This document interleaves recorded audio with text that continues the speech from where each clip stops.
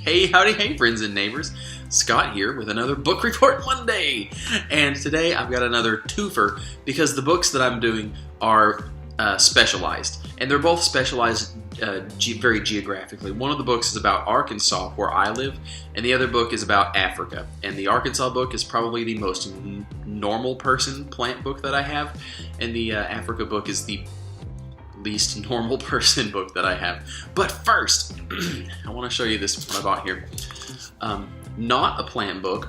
This is my Hobbit and Lord of the Rings hardback book set that I recently got, and I'm very happy about because these are some of my favorite books, some of my very favorite authors. And as I got it out just today to look at it, open it, and you know, smell the pages, you know, all that book nerd stuff, and read a sentence or two out of each one, get a kind of a sense for the page layout. And I noticed something odd with the Fellowship of the Rings. I'll see if you can notice what's odd about this. So I looked at it, you know, Fellowship of the Rings, okay, that's fine. Everything seems normal here.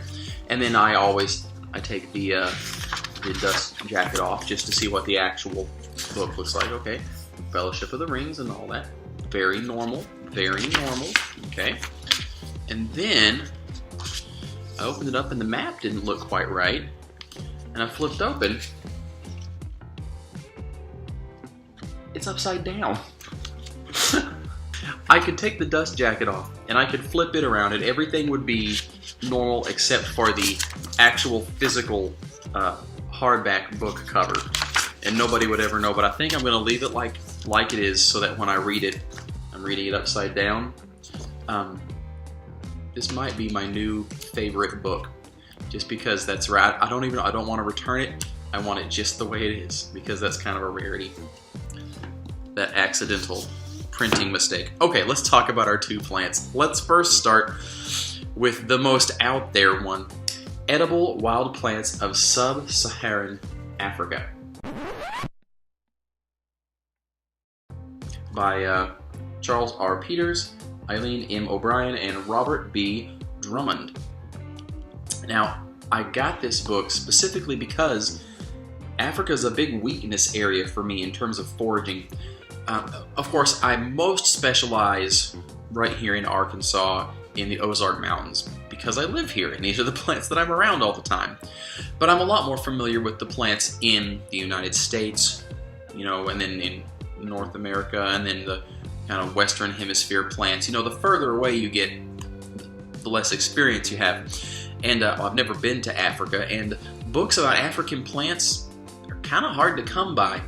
I mean, you can get books for foraging in Europe or Australia or different parts of Asia, or even some things about South America. Africa, not so much, especially below the Sahara. So I found this one and I was able to pick this up, and this is not your typical foraging book. Literally what this is, it just gives a little introduction at the beginning, and then it's page after page of just the family and the genus and the species of plants that exist on that continent. For me, this is perfect because I can look up from here what is here. If I want to know if alliums grow in Sub-Saharan Africa, I can flip over here to, yes, Allium Drengianum Alliacea, on page 8. And so then I could look, yeah, there's Alliacea. Tulbagahi Cameronia. Oh, so they have those. Oh, good. I have no idea what that is. But it does not give any descriptions of the plant.